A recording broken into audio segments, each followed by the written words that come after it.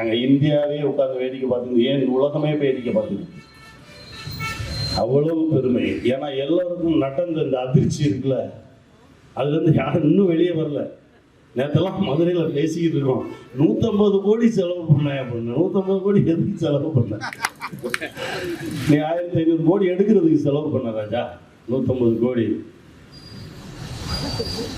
ஒரு கட்சியெல்லாம் காணும், சல்லடை ஆயிடுச்சு. இன்னும் ஆச்சுன்னே தெரியல, யார் எங்க இருக்காங்கன்னு தெரியல. இப்போ அந்த பதவியேற்பு விழா நான் எல்லோரோடும் சேர்ந்து நானும் பார்க்குறேன்.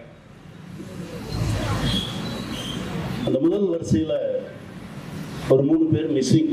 அது எனக்கு ரொம்ப ரொம்ப வருத்தமாக இருந்தது, ரொம்ப வருத்தமாக இருந்தது.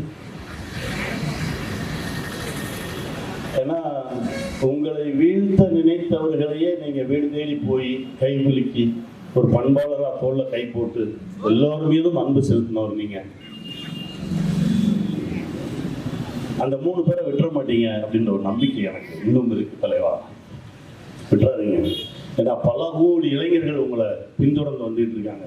அவர்கள் எல்லோருக்கும் குடும்பத்தின் மீதும் குடும்ப வாழ்வின் மீதும் பெற்ற குழந்தைகள் மீதும் ஒரு மிகப்பெரிய பிடிப்பு வர வேண்டும். அதை நீங்கள் உருவாக்க. அதற்கு அடுத்து அவருடைய ஸ்பீச், 8 கோடி பேர் என் மக்கள் அப்படின்னாரு.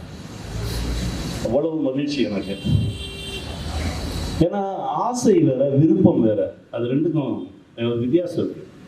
ஆசை என்பது சுயநலத்தோடு கூடியது, விருப்பம் என்பது பொதுநலத்தோடு கூடியது. நம்ம ஒரு நல்ல விஷயத்துக்கு விருப்பப்பட்டோம் அப்படின்னா அந்த விஷயம் நம்மளை நோக்கி வரும்.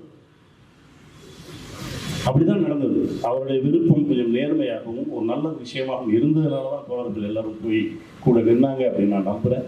எல்லோருக்கும் அதிகாரம் பகிர்ந்தளிக்கப்பட்டது. அது இன்னும் பெருமையாகவும் மகிழ்ச்சியாகவும் இருந்தது.